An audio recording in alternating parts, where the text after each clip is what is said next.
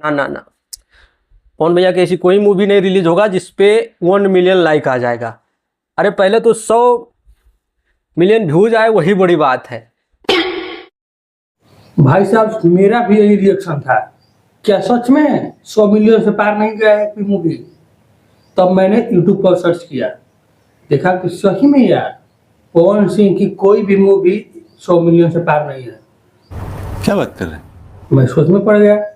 तब मैंने कहा रुक जाओ, एक मिनट। तब मैंने सलमान खान की मूवी सर्च की, वो भी देखा, वो भी 100 मिलियन से पार नहीं है।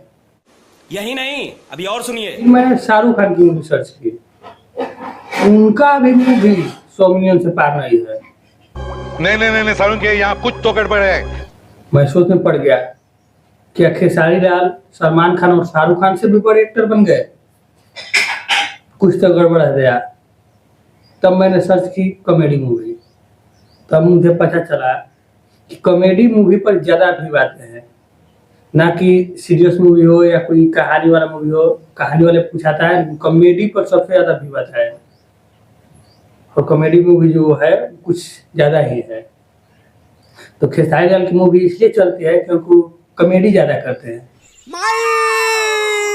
हाँ, ओवर एक्टिंग होता थोड़ा जीवो कम करी। बस उनके कॉमेडी को देखने के लिए लोग उनका मूवी देख लेते हैं। जैसे कि और मान चलिए कि आप के सामने कोई देखा हुआ मूवी अगर आए तो आप नहीं देखेंगे, और मान लीजिए जो कॉमेडी आप देख चुके हैं वही कॉमेडी अगर आ जाए तो फिर से देख लेंगे। तो कॉमेडी आदमी 2 बार 3 बार 4 बार देख लेता है तो ज़्यादा भी आएगा ही, रिटर्निंग व्यू आएगा। और यूट्यूब का नियम ही है और एल्गोरिथम ही है कि जिस पर ज़्यादा रिटर्निंग व्यू आता है उस पर और ज़्यादा शेयर करता है। सिंपल सा फंडा है। तो खेसारी लाल को लोग देखते हैं, उनका मूवी देखते हैं कॉमेडी के कारण, और पवन सिंह कॉमेडी नहीं कर पाते हैं इसलिए उनका थोड़ा डाउन रहता है। तो एक्टर में और कॉमेडियन एक्टर में बहुत ज़्यादा अंतर होता है। ठीक है।